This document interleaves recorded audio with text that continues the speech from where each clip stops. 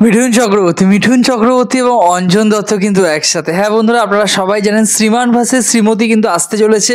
তো অনেকেই বলেছিলেন দাদা আপডেটস দাও, সিনেমাটা ট্রেলার কবে রিলিজ করবে, সিনেমাটা নিয়ে আমরা এক্সাইটেড। দেখুন, এই ধরার যে ছবি হয় আর কি, ফ্যামিলি ঘরানা যে ছবি, যদিও এটা আপনারা জানেন যে ভারতবর্ষের সবথেকে দীর্ঘ যে ডিভোর্স মামলা আর কি, সত্য ঘটনা অবলম্বনে সেটাকে কেন্দ্র করে গোটা ছবিটি তৈরি করা হয়েছে। তবে এই ছবির মধ্যে কিন্তু একটা নতুন টুইস্ট রয়েছে। আপনারা ঠিকই শুনছেন, আজকে মিডিয়া হাউসের তরফ থেকে জানানো হয়েছে প্রতিকৃতির ছবিতে কিন্তু অঞ্জনবাবুর মিউজিক্যাল টুইস্ট। হ্যাঁ, এই ছবিতে, এই সিনেমায় অঞ্জন দত্ত একটি গান গেয়েছেন, একটি গান নিজে লিখেছেন, কম্পোজ করেছেন। গোটা একটা গান কিন্তু তিনি এই ছবির জন্য তৈরি করেছেন। আপনারা জানেন যে অঞ্জনবাবু যেরকম সিনেমায় অভিনয়ের জন্য যেরকম বিখ্যাত, তিনি বিভিন্নভাবে শিল্পের সাথে তিনি জড়িত ছিলেন, আছেন এবং আগামী দিনেও তিনি থাকবেন। তার সাথে তার গান কিন্তু অবশ্যই একটা অন্য মাত্রা যোগ করে রাখে বাঙালির মনে। তো এই যে গানটা বাড়ি থেকে পালিয়ে রঞ্জনা সেন আর কি, এই গানটা তিনি লিখেছেন, কম্পোজ করেছেন এবং এই ছবিতে কিন্তু ব্যবহার করা হয়েছে। এটা একটা বড় আপডেটস। মিঠুন চক্রবর্তী এবং অঞ্জন দত্ত, মৃণাল সেনের দুই নায়ক আর কি বলা যেতে পারে, তারা কিন্তু একসাথে কাজ করছেন। এবং এই ছবিতে মিঠুন চক্রবর্তীর যে ওয়াইফ আর কি, অঞ্জনা ম্যাডাম, অঞ্জনা বসু, তার প্রাক্তন প্রেমিক হিসাবে কিন্তু এখানে আমরা অঞ্জন দত্তকে দেখতে চলেছি। তাছাড়া আপনারা জানেন এখানে পরমব্রত রয়েছে, এখানে মধুমিতা রয়েছে, রোশনি ভট্টাচার্য রয়েছে, সত্যম ভট্টাচার্য রয়েছে। একটা বড় কাস্ট, ভালো একটা কাস্ট কিন্তু রাখা হয়েছে।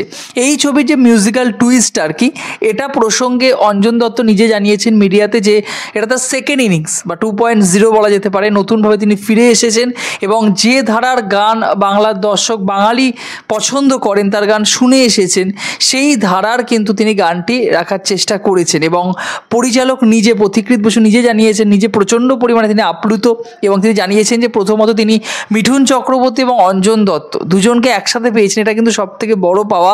তাছাড়া তিনি যার গান শুনে বড় হয়েছেন, যার গানকে আইডল মেনেছেন, ঠিক আছে, যার গান তার রক্তে মিশে রয়েছে, তার ছবির জন্য সে গান তিনি গেয়েছেন, এটা কিন্তু সবথেকে তার কাছে একটা বড় প্রাপ্তি, বড় পাওয়া। তো যাই হোক না কেন, আমি দারুণভাবে এক্সাইটেড হয়ে রয়েছি। এখনও পর্যন্ত শ্রীমান ভার্সেস শ্রীমতীর কিছু ক্যারেক্টার আমরা জানতে পেরেছি, কিছু ছবি সেখান থেকে লিক হয়েছে এবং বিভিন্ন ফুটেজ যেগুলো আমরা পেয়েছি, বোঝা যাচ্ছে মিঠুন চক্রবর্তী আবার একটি অনবদ্য অভিনয় কিন্তু আমরা পেতে চলেছি।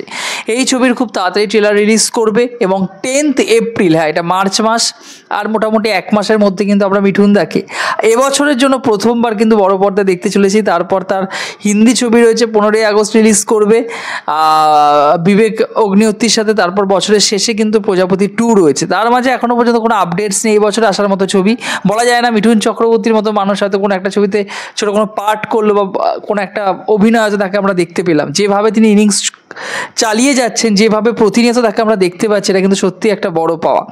এই ছিল আজকের আপডেটস। শ্রীমান ভার্সেস শ্রীমতীর জন্য আমি নিজে দারুণভাবে এক্সাইটেড হয়ে রয়েছি। 10 এপ্রিল মানে জানুয়ারির পরে ফেব্রুয়ারি মার্চে সেরকম কোনো ভালো বাংলা ছবি আমরা পাইনি বাংলা ইন্ডাস্ট্রির তরফ থেকে। তো 10 এপ্রিল যে শ্রীমান ভার্সেস শ্রীমতী বাজিমাত করবে, এটা কিন্তু বলার অপেক্ষা রাখে না। পয়লা বৈশাখ মানে বৈশাখ মাসের প্রথম সপ্তাহে অবশ্যই বাংলার দর্শক হলে গিয়ে বাংলা ছবি দেখতে ভালোবাসেন। আশা করছি তারা কিন্তু এই ঘরানার ছবি, পথিকৃৎ বসুর এই শ্রীমান ভার্সেস শ্রীমতী যে ধারার ছবি, সেই ধারার ছবিকে কিন্তু সাদরে গ্রহণ করে নেবেন। আপনাদের কি মতামত অবশ্যই কমেন্ট বক্সে জানাতে ভুলবেন না বন্ধুরা। শ্রীমান ভার্সেস শ্রীমতীর জন্য আপনারা কতটা এক্সাইটেড কমেন্ট বক্সে জানিয়ে যাবেন। ভালো থাকবেন সবাই, সুস্থ থাকবেন। জয় হিন্দ।